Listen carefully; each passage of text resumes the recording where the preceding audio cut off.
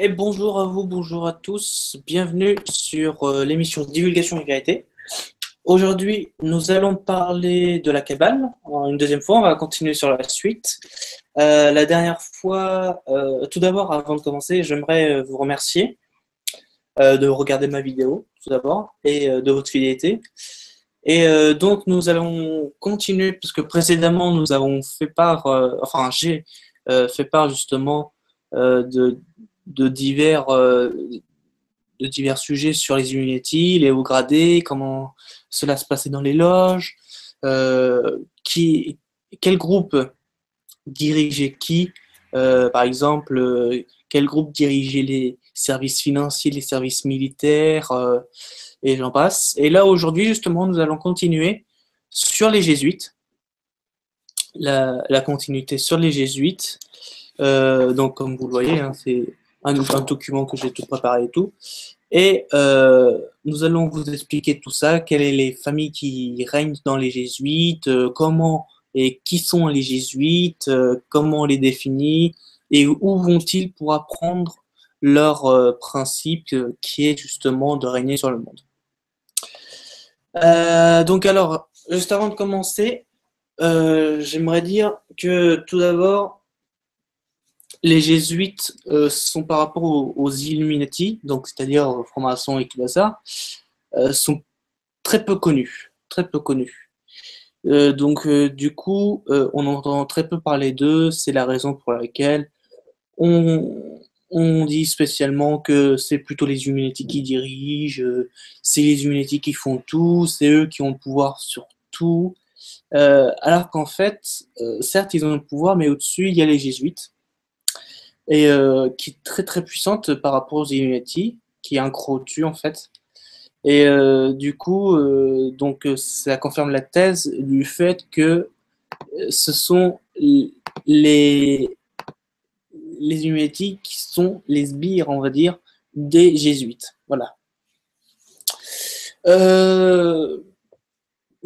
Sont pas puissants du tout par rapport aux Illuminati. Sont très puissants par rapport aux Illuminati. Il faut savoir que c'est aussi une organisation, on va dire ça comme ça, une organisation qui s'appelle donc jésuite, qui a été créée au XVIe siècle, donc vers les années 1500 et quelques, parce que c'est toujours un cycle d'avance sur les dates. Donc XVIe siècle, par une famille qui s'appelle la famille Farnèse. Alors, une famille très modeste, hein, bon, qui vient d'Italie. Contrairement à ce qu'on pourrait dire, Farnèse c'est français et tout, mais non, ça vient d'Italie. Alors, on attribue notamment aux jésuites l'opération Lys d'or. Pourtant, lys, ça vient des blasons français, dont la fleur de lys. Donc, l'opération Lys d'or, qui est une opération de jésuites, entièrement jésuite, qui n'est pas financée ou co-figurée ou stratégiquement par les Illuminati, donc 100% jésuite.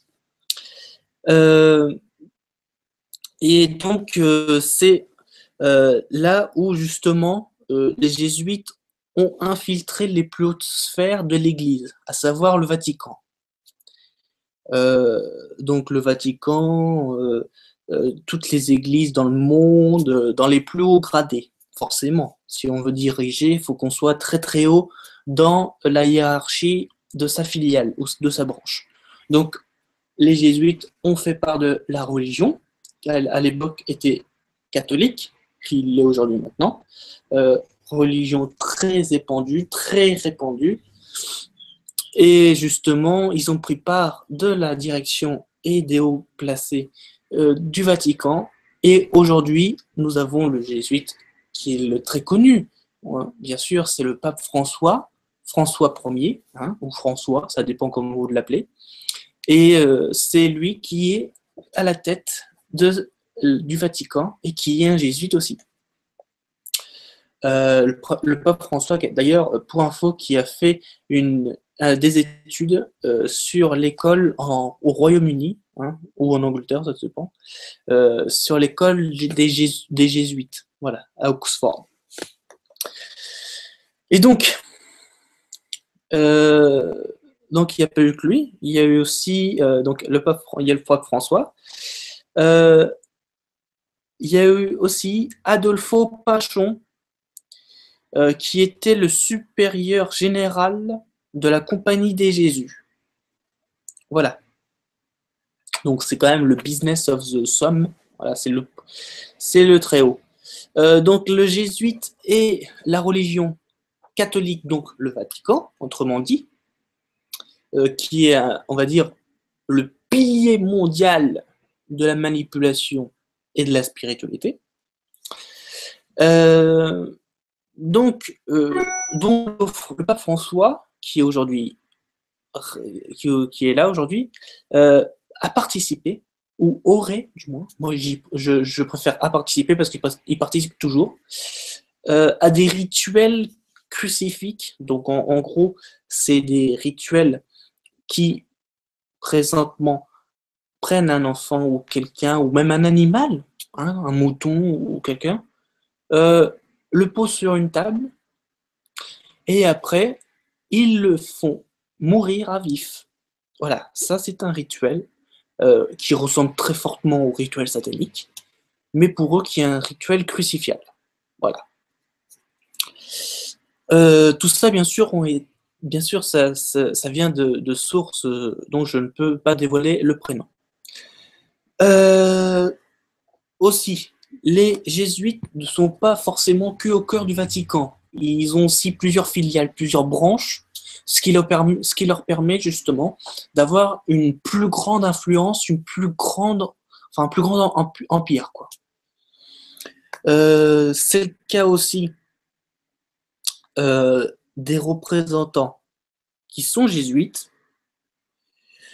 euh, qui ont créé la CIA, Service secret américain, la NSA, ça c'est le service d'espionnage américain, la NRO, service de renseignement, et la NGA, service de gestion. Américain, bien sûr, hein. Tout ça est américain. Euh, et il fallait surveiller, grâce à toutes ces organisations, il fallait surveiller les gens de très près, de façon à ce que tout le monde soit manipulé et influencé par les jésuites, euh, dont leur propre, leur propre siège, j'ai envie de dire, est à l'université de Georgetown à Washington. Donc il y a deux sièges, une au Royaume-Uni pour l'Europe et tout le continent, donc Asie et tout, au Royaume-Uni, Université d'Oxford des Jésuites, et sur le continent américain, pour toutes les organisations telles que CIA et tout, euh, et puis aussi pour tout simplement des jésuites normales, vous avez l'université de Georgetown à Washington. Euh, Ce qui est intéressant de savoir, parce que c'est que la CIA a créé tout, les jésuites ont créé tout ça, la CIA, la NSA et tout le bazar. Et ce qui est très intéressant, c'est de voir justement le rôle principal de la CIA aujourd'hui dans notre société. C'est quoi la CIA? En gros, la CIA, c'est une agence secrète américaine, c'est autre chose que le Patagone, hein, bien sûr, qui, à tout moment, peut envoyer sur son territoire ou sur des autres territoires des espions pour déstabiliser ou même, à leurs défunts, euh, habiliter un régime de façon secrète et en false flag. Donc, c'est-à-dire qu'ils ne reconnaissent pas que c'est eux, ils disent que c'est l'autre qui a fait ça, qui a provoqué cet événement, et que eux sont là pour justement euh, sauver, entre guillemets, les personnes qui sont dans ce gouffre, alors que c'est eux qui l'ont créé. Voilà. La CIA sert à ça. Et pour les jésuites, c'est vraiment une organisation super. Comme ça, ils peuvent justement créer n'importe quelle guerre pour après que l'Église récupère les fidèles et ensuite avoir plus, entre guillemets, de donations, hein, et de, de personnes qui sont manipulées et qui sont aux mains des jésuites via le Vatican, tout simplement. Donc, vous avez plein de directeurs hein, qui ont fait toutes les guerres. Je vais vous en citer justement. Donc, des directeurs qui ont fait la programmation de la SSP, Monsieur Georges Tenet, qui était directeur de la CIA aussi quand le 11 septembre est passé. Donc, quand il y a eu les moments du 11 septembre, c'était Georges Tenet qui était le président de la CIA. Sous faux drapeau, hein, faut le rappeler, hein, c'est sous faux drapeau, hein, c'est eux qui ont posé des bombes et tout de façon à ce que ils font croire que c'était un avion, alors que si ça aurait été un avion, franchement, je peux vous le dire qu'il y aurait eu des débris sur le sol, déjà, pour commencer, et que ça n'aurait pas du tout passé comme ça. Les immeubles auraient plié, enfin, n'auraient pas plié, n'auraient pas tombé, du moins.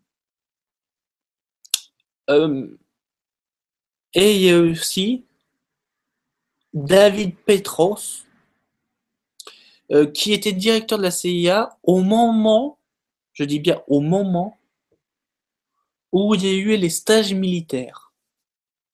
Donc, comme je dis, les stages militaires, c'est genre Guantanamo, c'est genre aussi tous les services de complexes militaires en Irak, en Iran, en Afghanistan. Voilà, c'est tout ça. Et donc, c'est eux qui ont provoqué toutes ces guerres. Tout ça pour avoir juste un but, l'affluence et le fric. Je vous le dis franchement. Ce qui était avant David, c'était Michael Morell, qui avait un poste universitaire à Georgetown, bizarrement. Donc on pourrait supposer qu'en fait, avec cette phrase, on pourrait supposer que si tu as un poste, très haute fonction, et avec quelque chose qui a beaucoup de responsabilités, tu as une forte probabilité d'avoir accès au directeur, au poste de directeur, à la CIA. Autant te dire que tu restes toujours avec les mains d'une organisation. Aujourd'hui, l'actuel directeur de la CIA est John O'Brien, qui a reçu d'ailleurs un bac, donc un baccalauréat, des arts de l'université de Fordham. Et il y a aussi Donald Rumsfeld, qui était secrétaire de la Défense au moment où il y a eu les attentats du 11 septembre, qui est devenu par la suite, à l'école, le directeur général. Donc, c'est-à-dire qu'en fait, John O'Brien est le directeur actuel de la CIA et Donald Rumsfeld est actuellement le directeur de l'université de Georgetown. Voilà. Donc, c'est quand même quelque chose qu'on maîtrise parfaitement, on va dire. Hein. On est là, on se fait des bisous entre copains. Tiens, tu as un petit, un petit poste? Bon, bah tiens, vas-y, je te donne celui de la CIA et moi je te donne en compensation mon poste actuel, d'accord? Donc c'est un peu ça, c'est des trucs de copains, quoi. Complètement aberrant. Sans oublier que Robert Gates, qui était justement le secrétaire à la défense entre 2006 et 2011, eh ben, il a obtenu son PhD. Je pense que ça doit être un brevet supérieur pour chez nous, à Georgetown. Donc, on pourrait supposer que Robert Gates peut être le suivant sur la liste de directeur général de la CIA. On pourrait supposer. Chuck Hagel, qui est l'actuel secrétaire de la Défense des États-Unis, a été justement professeur à Georgetown. Et en fait, on se dit, il y a tout plein de secrétaires qui sont issus de Georgetown. Donc en fait, quel est leur vrai rôle de ces directeurs, de ces secrétaires? Euh, et ben, en fait, les rôles de secrétaire de la défense, c'est de renforcer leur armée négative, donc l'armée américaine, la marine et tout, sous le contrôle des jésuites. On pourrait dire ça, vu que l'université de Georgetown, c'est une université de jésuites. Donc en fait, ils distribuent à des personnes qui ont été secrétaires à la défense ou professeurs des postes à responsabilité énorme pour justement que les jésuites contrôlent des armées, des écoles pour manipuler les gens. Voilà. Et jusqu'en 2004, leur rôle aux secrétaires était également de superviser le processus de création des bases militaires souterraines qui ont été détruites depuis. Donc, en plus d'avoir l'armée négative, et doucement, sans que vous en aperceviez, ils creusaient des bases militaires souterraines.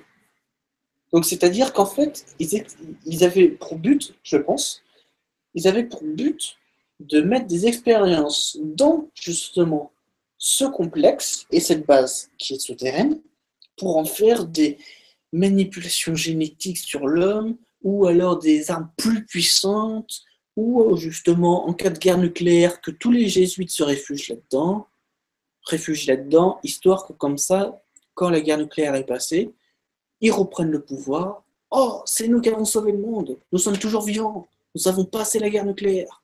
Allez, tout le monde, alléluia mon frère, et c'est parti. Et, et comme ça a été détruit, donc du coup, bah, ils l'ont raté. Donc, justement, vu qu'ils contrôlent les complexes militaro-industriels, on va en parler. Qu'est-ce qu'un complexe militaro-industriel? Alors, c'est simple.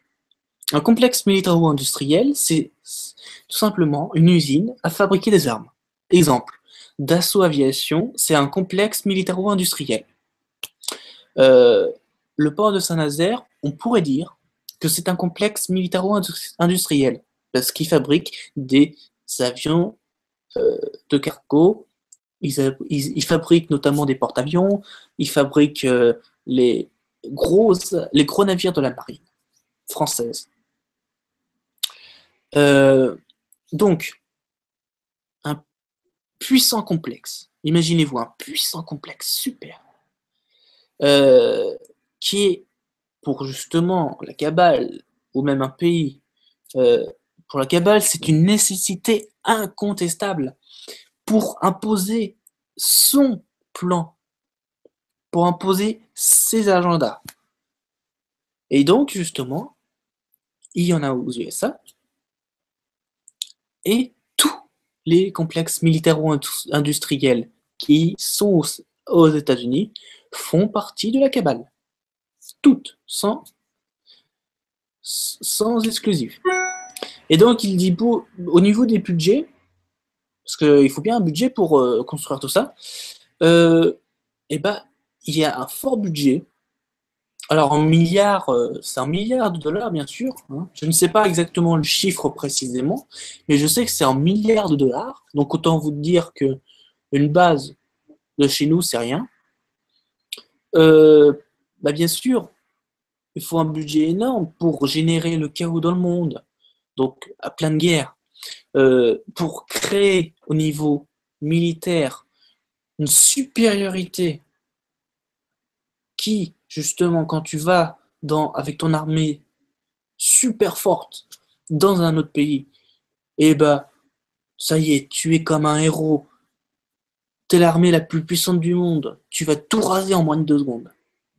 Donc, dans les têtes, déjà, tu es assidu et tu mets la connaissance de dire, voilà, on est la meilleure armée au monde. Personne ne peut rivaliser avec nous. Donc, tout le monde est là, à genoux, en train de te supplier. Viens m'aider, viens m'aider. C'est un peu ça le truc. Et donc, ils ont les financements pour faire ça. Mais attention, le peuple américain n'est pas dupe. Et oui. Mais il est pas aussi, parce qu'il il se rebelle contre tout ça aussi, hein, parce que eux, ils n'ont pas forcément à manger super bien et tout. Et des fois, ils se rebellent, mais ils sont pas aussi au courant sur certains trucs. Par exemple, ils sont pas au courant que les États-Unis disposent de la zone 51, ou de la zone 6, ou de la zone 44, par exemple, qui est des zones dans le Nevada. Je pense à mon ami euh, qui est dans le Nevada et qui accueille tous les jours, je veux bien tous les jours, une source confirmée, qui accueille des extraterrestres négatifs. Donc des petits gris, des grands gris, parfois, ça arrive, qu'ils accueillent des aliens reptiliens. Et justement, ils les accueillent de façon à ce qu'ils disposent d'un black budget, donc autrement dire d'un budget noir caché, pour développer des technologies qui sont supérieures et qui ont 20 ans d'avance sur la technologie dont tout le monde dispose. Et qui, bien sûr, ne sera généralement jamais révélée au public. Mais pour ça, il faut qu'il y ait suffisamment de distance par rapport aux villes, au niveau de la vision, au niveau de la distance, pour aller en voiture. Il faut toujours, quand tu construis une base secrète, que tu y aies accès que par avion ou par hélicoptère. Sinon, tout le monde s'en apercevra. Et c'est pour ça que dans le Nevada, dans l'Ohio, dans l'État du Minnesota ou dans d'autres États, attendez, excusez-moi,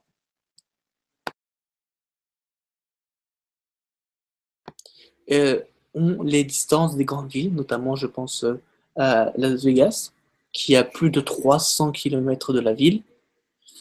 Et justement, comme ça, personne n'y va. Las Vegas, c'est en même temps la ville des jeux, on en profite.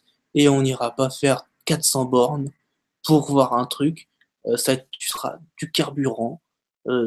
Pour camper, tu seras même pas sûr d'être là-bas. Enfin, tu vas pas savoir où camper parce que au milieu des hyènes, au milieu des coyotes et tout, voilà, t'as une peur qui est là pour l'être humain. Et donc, il va pas forcément se déplacer. C'est pour ça qu'il faut que ce soit très bien réparti. Et ils sont forts là-dedans. Et donc, je vais vous exposer une base qui est depuis détruite et qui fait partie de la zone 51, la base de Dulce, donc de Dulce en français, qui a vu en fait le développement de tous les projets secrets SSP, comme par exemple le lancement du Blackbird. Le Blackbird, c'est pas un truc qu'on a dit, bon, on va faire un oiseau noir, on va imiter le corbeau, et puis ça va nous faire un avion. Non, c'est un truc qui est venu justement du prototype Aurora, et qui est venu, le prototype Aurora, des technologies avancées des extraterrestres négatifs. Tout simplement. Il n'y a rien à dire d'autre. Mais aussi, le complexe militaro de la cabale, il doit, parce que c'est bien de faire des Blackbird, de faire des technologies avancées et tout, mais pour la cabale, c'est pas suffisant. Ils doivent encore mener d'autres expériences encore plus profondes, encore plus noires, plus occultes. Comme par exemple, cloner des gens. Faire un clonage. Alors ils en font un à Cold Spring Harbor, d'accord? Donc c'est des expériences type contrôle mental, comme faisaient les nazis, hein. Par exemple, le projet Monarch, si vous tapez le projet Monarch sur Google, vous aurez tout. Des bombes aussi à l'aide de manipulation de quarks à Brookhaven, appelées couramment les bombes Strangeley. Donc en fait, c'est les bombes les plus redoutables. Même le harpe à côté, c'est rien, d'accord? Donc c'est vraiment des bombes très très fortes. Euh, bon, après, il y a pour côté russe, hein, je parle. On exclut, là, c'est pas la cabale, que la Russie, c'est pas la cabale. Côté russe, ils ont quand même 10 bombes nucléaires très puissantes qui s'appellent les tsar bombas. Donc en gros, la bombe du tsar, du chef en Russie, qui font 57 mégatonnes chacune. Donc c'est-à-dire que vous faites 10 fois 57, ça vous fait 570 mégatonnes de nucléaire. Je ne sais pas la puissance que ça peut vous faire. 570 mégatonnes de nucléaire sur un pays. Je pense que déjà une bombe, ça raye de la carte un pays, ou une bonne partie, hein, du moins. Et donc, les Ricains ont peur de cette bombe. C'est pour ça qu'il y a des tensions électriques entre ces deux pays, mais ils vont pas aller au-delà, faire la guerre. Parce que s'ils passent le pas, les Américains ou les Russes, mais je pense que ce sera les Américains, s'ils passeront le pas, ils savent que la Terre va subir et que forcément, une Terre qui a subi pendant déjà beaucoup longtemps des essais nucléaires, des tests nucléaires, des bombes nucléaires, au bout d'un moment, il y a la Terre qui se fissure. Et la Terre qui se fissure, bah, au revoir tous ceux qui sont dans, sur et aux alentours de la Terre, y compris la Lune. Donc ce serait un gâchis. Stephen Hawking, bien sûr, a réagi et il a dit à la communauté scientifique ces armes permettraient, suite à un processus spécifique, d'avaler l'univers dans sa totalité si elle n'est pas désactivée. Donc Stephen Hawking a dit que l'arme pouvait avaler tout l'univers. C'est quand même assez énorme. C'est quand même assez énorme. Hein. Tout l'univers, on peut se faire une idée comme ça, mais c'est grand. Donc, le complexe aurait en fait en son sein, donc c'est un complexe énorme, et au sein du complexe, il y a une faction militaire négative, ayant des décennies d'avance, donc en gros des années, sur un projet que technologique. Les bombes, tout. Et c'est un petit groupe spécifique qui est présent dans de nombreuses bases, mais principalement les américaines. Donc en fait, ils sont un peu partout dans le monde, mais ils sont très présents dans les bases américaines, toutes les bases. Et qui, c'est eux, le petit groupe, commandite la mise en quarantaine de la planète par la construction d'une clôture électromagnétique scalaire. Donc en fait, ça fait comme un sorte de voile, si tu veux, qu'il faudra percer. Mais bien sûr, depuis, ça a été détruit. Du coup, en fait, pour vous expliquer le bazar, c'est un groupe négatif d'humains qui ont une technologie d'avance, qui la mettent autour de la Terre pour justement faire un voile pour que les extraterrestres positifs n'aient pas de contact avec les humains, de sorte à ce que les extraterrestres négatifs aillent sur la Terre pour justement, et ça, on appelle ça le groupe Chimera, tout simplement pour détruire la Terre, les habitants dessus, pour tout ce que vous voulez de mal. Voilà. Et donc, c'est quoi en fait leur but? Et c'est quoi leur truc? En fait, c'est un groupe Chimera, c'est un petit groupe, hein, comme je vous l'ai dit, de militaires, de financiers, aussi de chefs d'entreprise, qui manipulent, qui élaborent des projets occultes, donc mal pour la Terre, donc fabrication de bombes, contrôle mental via la électromagnétique, donc le HARP en gros, manipulation du climat de la Terre via les chemtrails et le HARP, manipulation des tsunamis, et j'en passe. Et c'est là qu'on se dit, c'est pourquoi ils font ça? Pourquoi provoquer un tsunami pour ensuite le réparer? À quoi ça sert? Pourquoi font-ils ça vraiment? Et comme vous avez compris que tout ça n'est rien que pour le fric, la dominance, les guerres et tout, et ben vous avez compris qu'en fait, ces gens ont justement dans la tête que ça, et il faut les mettre en prison. Parce que c'est des gens que ils feront que ça pendant toute leur vie, et quelqu'un qui est un criminel, et ben un criminel doit être dans une prison, tout simplement. Alors ce petit groupe, parce qu'ils ont une religion quand même, qu'est-ce qu'ils vénèrent? Ils vénèrent le soleil noir, comme les Illuminati. Donc le soleil noir, pour vous faire une petite idée, c'était le petit rond derrière la croix gammée, donc la svatika, qui était penchée, hein, donc c'était pas en gros une svatika, c'était une croix gammée, qui était derrière le drapeau nazi. Voilà. Pour une petite info d'ailleurs, les nazis sont encore présents sur la Terre. Ils sont en Antarctique, hein, d'accord, ils sont encore présents. Donc le groupe aurait quoi? Aurait quelle origine, hein? Aurait une origine exotique, et elle est venue sous apparence humanoïde.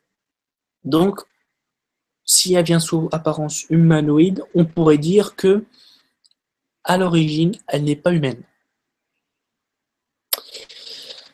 Ils sont caractérisés par des vibrations extrêmement lourdes, autrement dit des vibrations basses.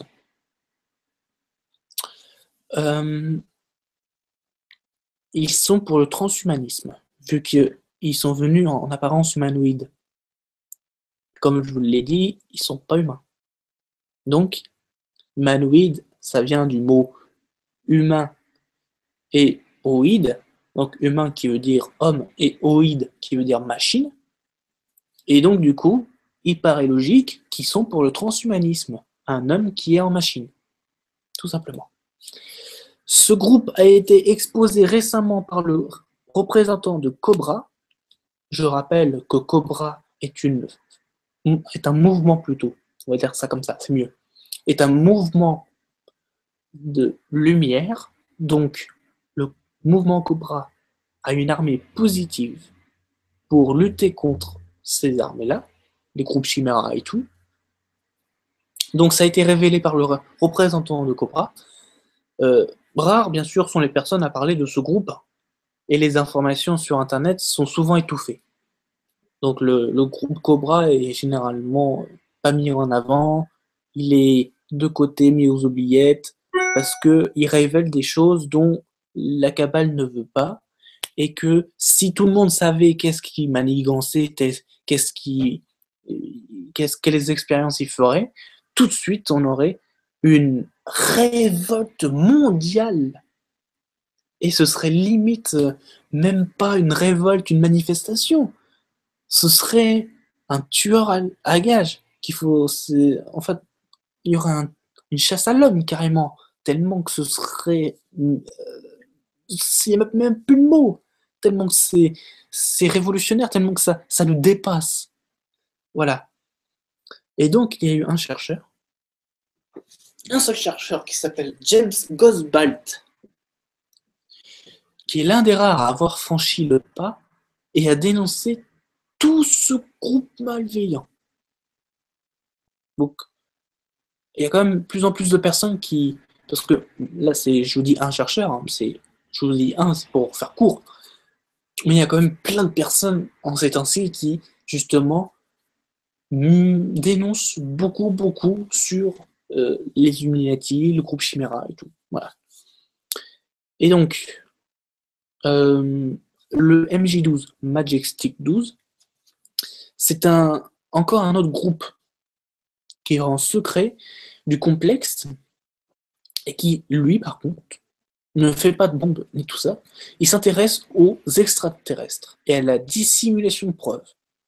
Donc en fait, le but, bien sûr, s'il il s'intéresse aux extraterrestres, c'est que il est lié à Roswell. Il est lié à toutes ces affaires-là. Et en fait, tout ce dont toi tu as envie de te référencer là-dessus, et tout ce que tu as envie de te trouver, eux vont le détruire. Parce que ça va dans... C'est leur boulot, c'est de détruire les preuves. C'est de dire les extraterrestres, nous on les a, mais le public, il ne faut pas qu'il soit au courant. Sinon, nous, on est mal. Et donc, ils font tout pour que toi, tu n'y aies pas accès. Voilà. Ça, c'est leur boulot. Alors, il nous reste 30 minutes, ça va. On a fait les Illuminati, les hauts gradés, on a fait les Jésuites, le groupe Chimera. Maintenant, on va parler des sbires des Illuminati. Qui sont les sbires des Illuminati? Alors, c'est simple. Il s'agit des hommes de main de la Kabbale. De ceux qu'on pourrait dire les bras droits, comme dans la mafia. C'est des personnes qui, en fait, vont porter la culture Illuminati et leur vision du monde aux yeux du grand public. Donc, aux yeux de tout le monde, ils vont exposer ça. Comme les grandes loges maçonniques, et j'en passe. Ça peut être aussi, ce sont des stars du show business, par exemple Madonna, Lady Gaga. Ça peut être des pseudo-intellectuels. Je parle notamment de Mark Zuckerberg, Bill Gates, des groupes terroristes, l'État islamique, Al-Qaïda. Ça peut être aussi des politiciens, donc Barack Obama, Manuel Valls, ces gens. Des journalistes de télé, donc Bernard Arnault, Serge Dassault et j'en passe, pour ceux qui sont en France. Mais aussi, et là ça va très loin, ça peut être le peuple, mais qui, bien sûr, a aussi tôt ou tard coopéré d'une façon ou d'une autre dans le sens de la Kabbale. Voilà. Donc il y a aussi, alors tu as des gens à la tête de tout ça, mais tu as aussi des gens comme vous et moi qui sont dans la rue là, et qui font partie de la Kabbale et qui coopèrent totalement avec eux. Mais bien sûr, ils vont juste là pour repérer, pour dire « Ah oui, tiens, lui, il est intéressant, je vais le dire à mon maître et on va voir si je peux le prendre. » Comme ça, on va avoir des recrues. Donc, en fait, c'est un peu comme des recruteurs, on va dire. C'est inquiétant. Et donc, ces gens-là sont utilisés. Alors, faites tout ce que je vous ai dit, hein, d'accord? Les politiciens et tout. Bon. C'est juste des marionnettes. C'est des marionnettes. C'est des gens à laquelle on dit voilà, t'es quelqu'un qui peut imposer la Kabbale dans le système, et donc tu seras le prometteur pour la vision du monde. Donc c'est les sbires qui peuvent aussi être à la fois donc des gens qui se promènent et qui recrutent, mais qui sont des outils technologiques, comme pour la télévision. Donc je parle de Michel Drucker, je parle des gens comme ça, des outils de propagande, la télé, et des contrôles de masse, les médias de masse, les journaux de masse, des événements planétaires, par exemple le football, Par exemple, la Formule 1, le baseball, le hockey, trucs comme ça. Et j'en passe. La plupart de ces personnes suivent les ordres, mais alors, comme un robot. C'est-à-dire que on va leur dire, il faut que tu fasses, ça. Le mec, il va faire ça, tu vois. Il va pas se dire, bah attends, si je fais ça, mais moi, ça va pas dans mon sens. Non, non, non, non. Ça marche pas comme ça chez eux. Tu fais le truc, c'est comme un ordre militaire. Il faut pas que tu réfléchisses, il faut que tu le fasses. Et donc, ils sont sous contrôle mental dans ce cas-là. Ils sont sous contrôle mental. C'est le cas de nombreux chanteurs qui sont là qui sont là pour vendre, on va dire, la vision luciférienne que les Illuminati ont dans leur petit monde là. Donc, et vous le voyez d'ailleurs à travers leurs clips, à travers leurs concerts aussi, plein de, le petit signe un œil, ou alors les deux cornes du bélier, ou j'en passe, hein, voilà. Même si un jour, par exemple, vous buvez le mouton sacré, mouton de Rothschild, le vin en France, et ben c'est une participation, et c'est même aussi un rituel que, indépendamment et inconsciemment, vous ne savez pas, que vous faites à Lucifer et au monde Illuminati. Voilà. C'est le cas de beaucoup de chanteurs qui font ça, Kesha, Lady Gaga, je vous en passe, hein. Mais comme bien sûr, ils ont beaucoup de fans, ces gens-là, bah, ils vont justement mettre en avant les fans, faire collectionner des posters, des choses comme ça, pour aller recruter, entre guillemets, indépendamment, des personnes qui sont adorées par une autre personne, pour tout simplement avoir le symbole des Illuminati. Et comme ça, par la suite, ils sont dépendants de quelqu'un et ne peuvent pas être indépendants de quelqu'un. Comme vous voyez par exemple des gens, je parle de chanteurs, hein, le plus connu en ce moment, le plus connu c'est qui? C'est Maître Gims en France, c'est le plus connu. Maître Gims qui d'ailleurs fait partie des Illuminati. Ouais, c'est un super chanteur. Il a démarré avec Section d'Assaut et tout. Maintenant, il est solo et tout. Mais regardez tous ces fans derrière. Les fans, ils collectionnent ses lunettes, ils collectionnent ses peluches, ils collectionnent les posters, les DVD, les CD. Ils collectionnent tout ça. Ils imitent même le propre geste, le moindre petit mouvement. Et quand tu vas leur interroger, tellement qu'ils sont fans de cet artiste, quand tu vas les interroger, ils vont te dire, sans que leur aies posé la question, ils vont te dire, ouais, mais moi, Maître Gims, s'il arrête, je m'arrête. C'est quelque chose, voyez-vous, c'est complètement abusé, quoi. Un chanteur qui va arrêter, ça y est, par exemple, Matt Pokora ou je ne sais qui va arrêter de chanter ou va arrêter de faire des clips et tout. Ça y est, moi je vais arrêter de vivre, je vais me suicider. Non mais faut arrêter. Vous voyez à peu près jusqu'à quel niveau ça y va, quel niveau de contrôle mental ça peut aller. C'est inquiétant. C'est inquiétant. Nous sommes dans un total contrôle mental. Et ça, aux yeux des parents, c'est une aberration totale dont ils n'ont pas du tout les pouvoirs. Et c'est pour ça qu'en ce moment, il y a beaucoup de sujets sur les parents n'ont pas forcément le contrôle sur les enfants. Les enfants sont influencés par les chanteurs, par d'autres trucs comme ça.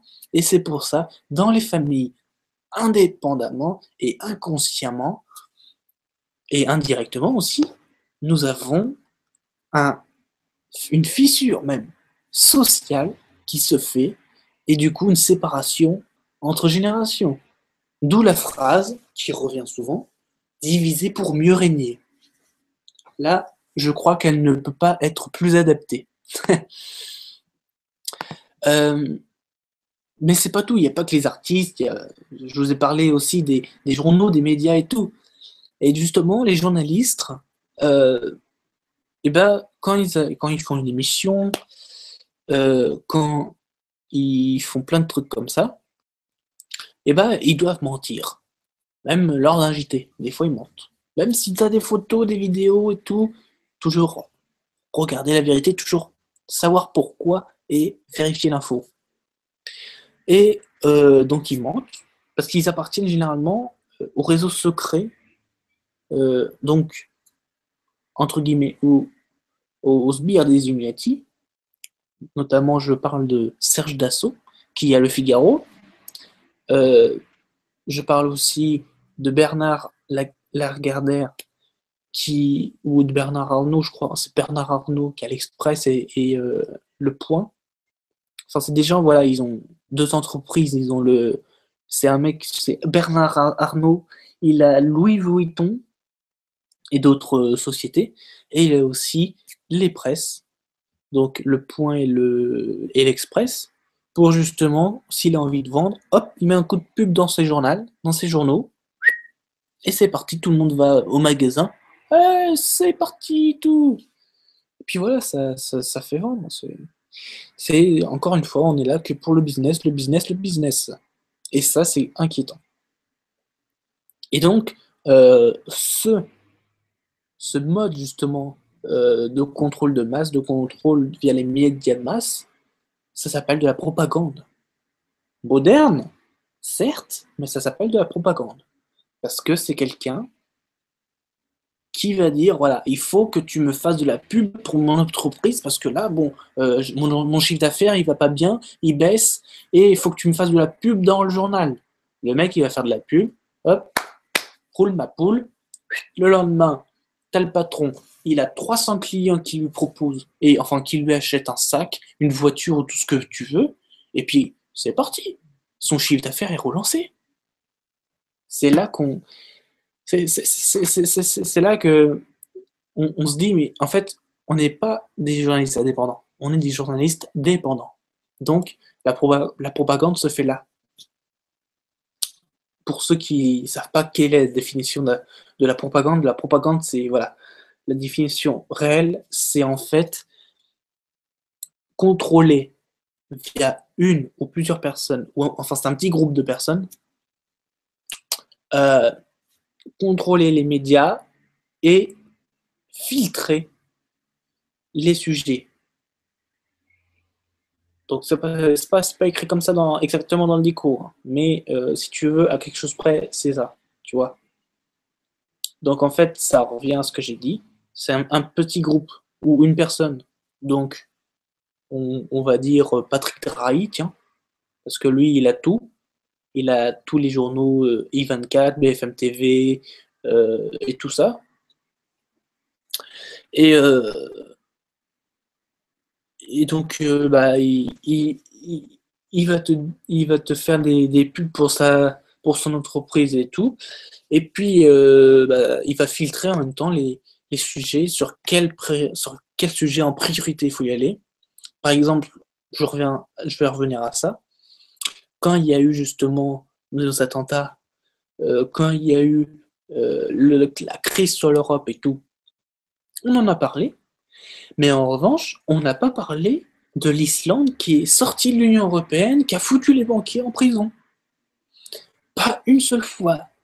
Que ce soit sur BFM TV, l'Info, l'Express, RMC, France Télévisions, France Radio, sur tous les médias que vous voulez, vous n'avez pas entendu parler de l'Islande qui a foutu les banquiers dehors et qui a tout simplement mis le pays hors de l'Union européenne. Bon, sauf maintenant, un peu récemment, mais c'est parce que voilà, ils se sont dit c'est bon, il y a eu le Panama Papers qui est passé. Mais sans quoi, sinon, s'il n'y aurait pas eu le Panama Papers, vous n'aurez pas eu le sujet sur l'Islande. Donc, tout ça est dicté. Voyez-vous? C'est juste quelque chose que j'ai envie de vous faire voir. Euh, et donc,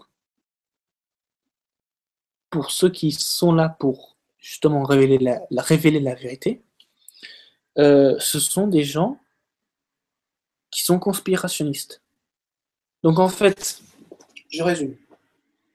Des personnes qui sont à la tête d'entreprises, qui sont à la tête de médias de masse, de journaux et tout, et qui font de la propagande. Eux, ce sont des bons. Et en fait, les gens qui cherchent la vérité, qui cherchent les sujets, ou même l'actualité qui n'a pas été passée à la télé ou dans les journaux, eux, ils vont se faire passer comme conspirationnistes. Mais moi, j'ai envie de dire, ça va pas. C'est le contraire, normalement. Enfin, je sais pas pour vous, mais moi, ça me paraît logique que ce soit le contraire. Que ce soit le mec ou la nana qui va chercher la vraie info, qui va diffuser en grandeur nationale dans les journaux, sur la télé, dans des émissions. C'est lui qui doit être bon. Et en l'occurrence, celui qui dicte les sujets qu'il faut mettre parce que son entreprise est mal et est en faillite et qu'il faut le remonter, lui, je crois qu'il faut tout simplement le bannir, il faut le mettre en prison ou le juger parce que il a, il, a, il dicte, c'est malsain. Vous voyez ce que je veux dire? C'est complètement absurde ce monde où quand tu veux chercher la vérité, tu es un lanceur d'alerte, donc tu es un conspirationniste. Donc bien sûr, quand tu es un conspirationniste, tu es un peu lié à l'étiquette terroriste, et bien sûr, quand tu es un terroriste, on va te rechercher pour te foutre en prison. C'est complètement aberrant. C'est complètement aberrant. Je vais finir, après je vais vous faire le bilan. Je vais finir, parce qu'il me reste 3 textes, 3 lignes. Euh, les politiciens qui sont, parce qu'on a parlé beaucoup des médias de masse et tout, mais il faut parler des politiciens. Les politiciens qui sont dans les assemblées, les congrès, les sénats et tout. Donc là, je vais parler du côté américain, pas français. Je reviens en Amérique. Donc les politiciens qui sont dans les assemblées, les congrès américains et tout, même dans le gouvernement. Eh ben, je sais, moi je sais, mais je pense que vous l'avez vu, ils sont pourris jusqu'à la moelle, jusqu'à l'os. Avec des affaires de corruption, blanchiment d'argent, tout, et des pots au vin, genre des chèques que tu mets dans l'enveloppe. Tiens mon copain, c'est parti. Quand vous voyez ça, c'est pas du tout exemplaire. Et pour exemple, une décision prise en faveur du plan du nouvel ordre mondial peut rapporter un beau pactole, donc un beau chèque, tu vois. Par exemple, si tu veux, si le Congrès américain dit, bon, demain on va faire la guerre à la Russie. Alors là, mon gars, attention, je te mets un chèque de 3 milliards de dollars. Tiens, c'est pas prélevé sur les impôts, je te le donne. Oh putain. Ça, voyez-vous, c'est l'exemple type d'un politicien pourri jusqu'à la moelle, d'un ripou, d'un tout ce que vous voulez. C'est un mec qui va être soumis aux autres, qui va pas dire non, moi je veux pas faire la guerre. Je veux pas la guerre, je veux la paix. Non, il va aller à ce but, parce que c'est le plan pour la cabale, pour le nouvel ordre mondial. Et donc le mec, celui qui est tout en haut de la pyramide, eh ben, il va lui dire, bah oui, bah écoute, tu vas dans mon sens, demain, on se fait un beau buffet, c'est moi qui paye, et je te donnerai un chèque de 3 milliards de dollars. T'inquiète pas, c'est rien. C'est juste un petit pourboire que je te donne. Non, mais sérieusement. Hein, si ça, c'est pas du foutage de gueule, qu'est-ce que c'est, dites-moi? Non, mais on assiste vraiment à des trucs incroyables, quoi. C'est ouf, c'est ouf. C'est totalement dingue. Donc, on peut dire, en résumé, on peut dire très brièvement que la notion que représente la Kabbale, eh ben, elle n'est pas du tout en faveur du peuple. Bien évidemment, il y a des choses sur le document, sur les listes que j'ai faites, qui n'ont pas été exhaustives, mais d'autres qui ont été officielles. Donc c'était ça. Par exemple, je vais vous donner, je vais vous donner quelques petits exemples. Une liste non, alors la liste non exhaustive, ok? La liste non exhaustive. Le Bilderberg, donc le groupe Bilderberg, dirige la sphère du pouvoir de justice et militaire. Ça, c'est une liste non exhaustive. En revanche, ce qui est officiel et ce qui est sûr, c'est le nom que je vous ai dit des 13 familles Illuminati, dont je vais reciter bien sûr les Astor, les Bundy, les Collins, les Dupont, Freeman, les Kennedy, les Lee pour les Chinois, les Onassis, Rockefeller, Rothschild, Russell, Van Dien et les Mérovingiens. Donc en gros, les familles européennes royales. Ça, c'est une liste officielle. Donc, voyez-vous, tout ce que j'ai dit là est vrai, mais il y a des choses où ce n'est pas officiel et d'autres où c'est officiel, dont je vous ai fait un exemple. Mais bien sûr, parce que là je vous ai fait un truc très rapide, hein, d'accord? Mais je pourrais en dire plein d'autres, hein. Je pourrais dire plein d'autres choses. Et je pourrais en faire des tonnes. Et même, je pourrais parler de ça avec vous pendant des jours et des jours. Tellement qu'il y a à dire. Mais, euh, mais bon, là, comme je fais 1 heure de diffusion sur mon émission, et que je le fais en 2 parties, donc en fait, celle-là, c'est la dernière. Donc, je vais pas. J'ai fait court, quoi. J'ai fait au plus court, au plus résumé. Parce que sinon, voyez-vous, si on raconte l'histoire d'une pieuvre, avec tout ce qu'il a sur ses tentacules, vous êtes bien conscient que ça met des jours et des jours, voire des semaines à savoir pourquoi du comment. Donc j'ai fait au plus court et puis en même temps, je vous ai dit les choses essentielles, quoi. Comme ça, vous êtes bien au courant. Et donc, euh, tout ça, la compartimentation a plus qu'un but de simplification, parce qu'en fait, certaines personnes qui sont dans le public, donc en gros, qui ne sont pas dans les médias de masse et tout, appartiennent à plusieurs groupes à la fois. Exemple,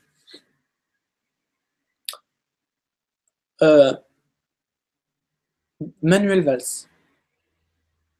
Manuel Valls, actuellement Premier ministre de la France. Il est franc-maçon. Premier groupe. Sioniste.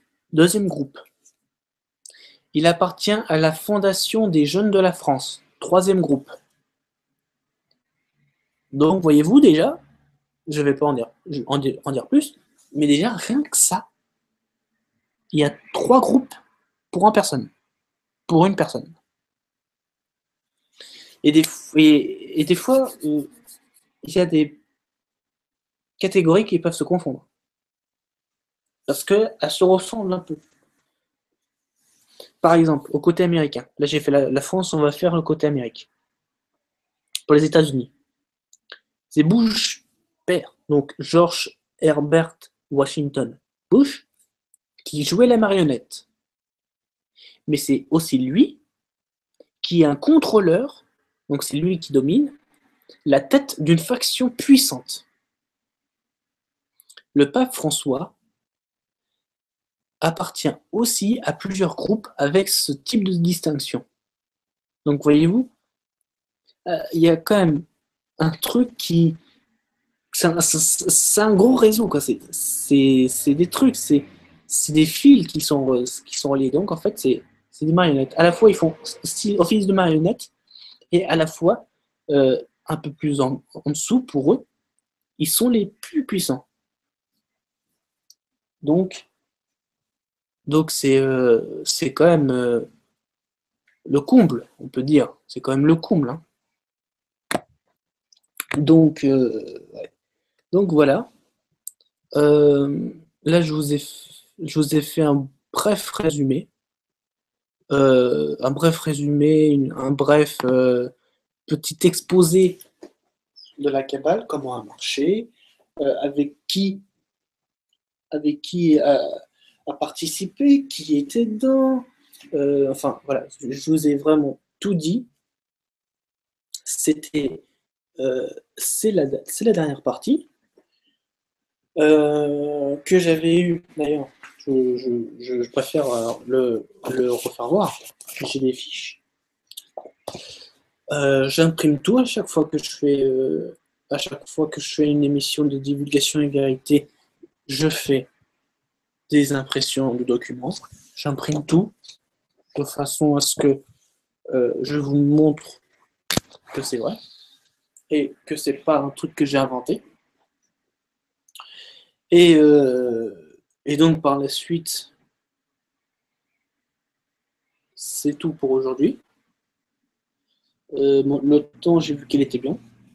Donc on a fait 2 fois 1 heure. En gros, il a fallu 2 heures pour expliquer comment fonctionnait la Kabbale.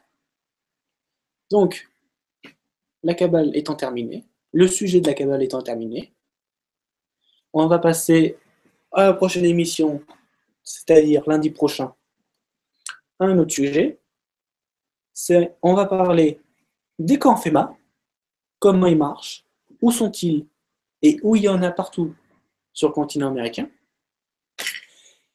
Et bien sûr, de la suite des événements des camps FEMA. Donc, prochain lundi, c'est le camp FEMA qui sera sujet officiel et sujet de débat.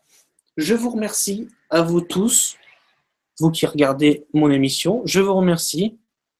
Je vous dis à lundi prochain et surtout, namasté. Salut, bye bye!